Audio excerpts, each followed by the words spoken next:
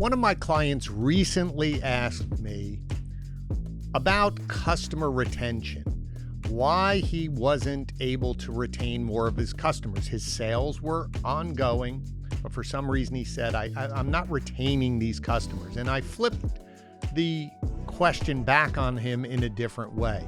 I said, well, do you know why they're defecting to begin with? Where are you losing them along your sales journey? And he didn't really have a great answer because he said, I never thought about it that way.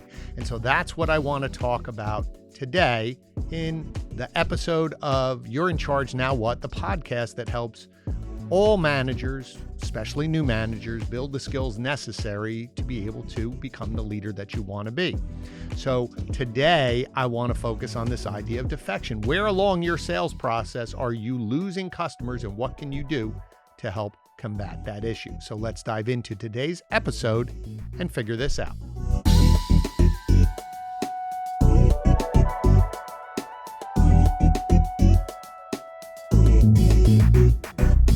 All right, so customer defection, completely different way to think about your sales strategy versus retention. Once you already have a customer, yes, we want to retain them. And we'll do a future episode on processes to stay in touch with your customers, retain those customers. But we'll talk a little bit about that today because we have to figure out why, once they were your customer, did they defect? I also want to take it a step further, not even a customer yet, but what about the consumer who's interested in your product or your service, someone who's reached out to you? Where are they defecting along that journey before they even become a customer? So I think there's a lot of opportunities. I want to try and be as tactical as we can. So if you think about your sales journey as 6 points in a circle, maybe at the very top would be your brand message. What are you pushing out into the market of who you are as a business? What makes you stand out beyond the product or the service? Because as many of you know who are followers of this podcast, a lot of my clients are automotive dealers. So post-COVID, when there were inventory issues, if you had the inventory, you sold the inventory, and that was, made it simpler at times. But now inventory is up and now it's more competitive. And so it's not just about that Ford F-150 that you have, because in the market where you're listening to this, I'm sure there's 5 or 6 places you could get that Ford F-150. So price is about the same. So what's going to bring you in? Possibly it's going to be the experience. So how are you sharing out that message into the industry? That would be the very top point. If we go around the circle, say maybe at 2:00, now we're going to talk about, well, how are you pushing that message out? Where are you pushing it out into all of the different platforms and areas that you could advertise that message? And more importantly, is it connected? Meaning what I see on TV, is that going to be the same message that I see on your website? When I call or interact with your team, are they going to give me that same message? Are you delivering on that experience that I'm pushing out? Next, it's going to drive them to the website. So the next step on the journey is bringing them to the website. People are going to shop your website. So how easy is it to interact on the website? Am I getting the information that I need? Are there obstacles that are pushing me away? So again, going back to that brand message, when I land on your website, is the brand message front and center? Now, when I'm starting to interact in the case of an automotive dealership, if I'm on a page, a vehicle detail page showing that car, and there are buttons that say check availability, and I click on the button, a consumer is going to think you're going to tell me if that car is available. But if I pop up a form that tells you, why don't you just wait, give me your name, someone will reach out later, is that pushing people away from you? And are you having potential customers defect, right? Again, a lot of times when we hear customer defection, the word customer can really screw up your thinking, because some of these folks are not customers yet. They're potential customers. Now, once they interact with your website, then when they interact with your team, phone call, email, coming in, what's that interaction like? Are you helping me on the journey, or are you reaching out one time and then you're defecting? Then once that interaction's done and maybe I buy, well, then am I going to give you a good testimonial and push that out? And then, like I said, is this idea of this defection. Once they leave here, are they going to be really enamored with your brand message again as they come around the next time? So this idea of customer defection is really, really important. I want to focus today on that sales process when they're interacting with your team, because I've been working with a lot of dealerships, a lot of businesses asking, how can I help streamline and make my communication process more efficient, more effective? So first off, I'm going to say, and it doesn't matter, we have next week, we have a great conversation with Robin Wilson from Epic BDC, and she's going to talk about, should I have salespeople, an internet sales team that, in terms of automotive, answers the leads, sets the appointment, sells the vehicle, or do I need a BDC, a business development center, where someone else is going to do that initial interaction because they're more detailed, more focused. They don't have to worry about selling the car, and then we pass it off to the salesperson. To me, it doesn't really matter for this conversation which setup you have. It's more about the cadence of how you're reaching out to somebody. And are you reaching out to somebody, answering their question, engaging them, treating them as a serious customer?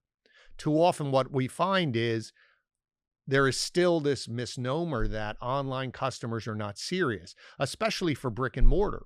I hear it. They'll say things like, if they were serious, they would come in. But yet I would challenge those salespeople that, then why do you use Amazon? Why did you use Uber Eats to bring your lunch to you? If you were serious, you'd make it yourself. If you were serious, you would go out and get it yourself. Why did you have someone come here? And their answer usually is, well, it's more convenient, it's easier. And I would say, bingo. That's exactly the same thing for someone in this journey of an online consumer, especially in automotive. I can go to your website and I can see a variety of vehicles. Most of you have phenomenal pictures. Some have videos. Some have technology that spins the car around. And then I can go inside and spin the car around. So I can see everything I want about the car. And then I can maybe use some technology to get a value for my trade-in by plugging in some information. I can use your technology to say, I want a lease for 36 months and put this much money down. What's my payment going to be like? Or if I want to finance, what would my payment be? And here's my trade. I could get pre-approved. I could do a lot of things online before I have to really come into the dealership. But are there obstacles along the way that are pushing me aside and making the process hard? So I defect to someone else who maybe it's going to be easier with them. The problem is, you as a dealership arm them with a lot more information. So when they go to this next dealership or this next business, they're smarter, they're faster, they're further along. So as long as maybe that next person interacts with them, answers their question, responds in a way that begs an answer from me as the consumer, they're asking me questions versus saying things like, well, let me know if you have any questions, Glenn. I'm sitting at home going, I don't even know what question to ask, versus a salesperson treating me as if they're right in front of me and saying, well, what are you looking for? Is this for you? What's your timeline to purchase? Starting a conversation online. And I know there's still this idea in businesses of, well, if I give them too much information, they're going to go shop me and go to my competitor. Trust me, they're already at your competitor. They've put in their name at 2 or 3 or 4 dealerships. Or here's even something I really want you to think about in terms of customer defection. I'm currently working on a project with a company called Urban Science, and they have the ability to see when customers that are in a database at a dealership, if they've bought from you, if they bought from a similar manufacturer. So in this case, we talked about a Ford. So I'm a Ford dealer. Glenn is in my database, in my CRM. My salespeople are trying to contact them, but haven't been able to contact him yet. Well, you'll know if I bought from you, but what if I knew that they went to another Ford dealer and bought? One, I can stop chasing Glenn down, but more importantly, I can go look at what happened and said, why did they go to another Ford dealer instead of us? And find that answer. Now, what happens if I gave up on all Ford and I went to Chevy. I still want to know, but more importantly, I can stop chasing them down, but I still want to use it as a training tool to be able to say, why did they defect? Did we do what we were supposed to do? Maybe we'll uncover that our team, whoever they were, did something on day 1, maybe a little on day 2, didn't do anything on day 3, one thing on day 4, and stopped. Or they promised the person that they would take a video of the car and then they didn't take a video. Maybe they said, we'll send you some more numbers, and they didn't. Or they said, I'll call you back. Never called them back. Or asked them questions about their trade-in. And then down the road, 2 days later, they ask, hey, are you trading something in? When they already had a conversation. All of these pieces add to defection. You're pushing consumers away from you. As I said, customer retention is once I have a customer, they will defect as well if you're not following up. If you feel like if the customer feels like the only thing they were was a transactional stop in your success journey. So I bought a car from you and it's over. Again, this is where you need to make sure, dealers, managers, you need to map out your processes. Once someone purchases, where do they go now? They might go into a service process. Well, then who owns that person? At what cadence? When are we checking in? Because we spent all this money to get them here to buy a vehicle, why wouldn't we want to retain them with our service? But if I don't have a well thought out process that is run by individuals or with some technology, automation, that person who bought from you at the time that they need you again, you're not present, you haven't been top of mind, they are going to defect to whatever's easiest. They may drive by the Jiffy Lube. One of their friends said, oh, I just went over the Jiffy Lube and got my oil change. It was really fast. Okay, fast, I'm going there. They defected because you weren't paying attention to them. So again, that may not be the only reason, but customer defection is so huge. Now, going back to urban science, I looked at the data. When I work with businesses and dealerships to help them improve their sales process, I'm telling them if somebody submits their name, they're looking to do something in the case of buying a vehicle in the next 6 to 8 weeks. That's what I always said. And people would laugh at me and they say, no, if they're submitting their name, they're ready to buy today. I said, not really. A small percentage will be, but a lot of people are longer term. You need a longer term follow-up process. Again, it doesn't have to be all you. It can be automated, but you need to have that, or else you're giving opportunities for that customer to veer off and defect to someone else who's going to listen to them, answer their questions, and more importantly, stay with them beyond when you want to come in to buy this vehicle transactional. So they showed me some data over the course of 60 days, and it was very nice to feel validated because I could see the dip. They showed a graph where in the first 3 or 4 days, the dealer was doing decently. People were still buying from a similar manufacturer, but they were not buying from another brand yet. But what I saw was this drop down on day 4 through 8, 4 through 7, where the dealer was not selling anymore. And there were starting to see a growth in other dealerships of the same brand. And oh, here comes some other brands that were different. And once you got to day 8, to day 20, out to day 40, day 60, the dealer themselves were the lowest and almost invisible. There was still a huge desire for that brand, in this case, the Ford dealership, but there was just as big a need or desire for another brand. And what dawned on me, and I shared this with some general managers, I said, the problem is most of us are thinking when someone's submitting a lead, they're ready to do it today. But we don't really know if we're their first dealer or we're the 5th dealer. And maybe some of those deals that we sold in those first couple days thinking our process is so good, it's because it's day 45 for someone in their journey and they've already tried to communicate with 2, 3, 4 dealerships and they haven't had a great experience. But they're armed with, I know exactly what I want to buy. Here's my down payment. Here's what my trade is worth. This is what I need. Are you willing to do it? And as long as they're talking to you, most dealers say, sure, let's see if we can put this deal together. But that's because 4 or 5 other people, let them defect to you. So my challenge to you is look at all of those areas in the circle. What is your brand message? Are you standing out?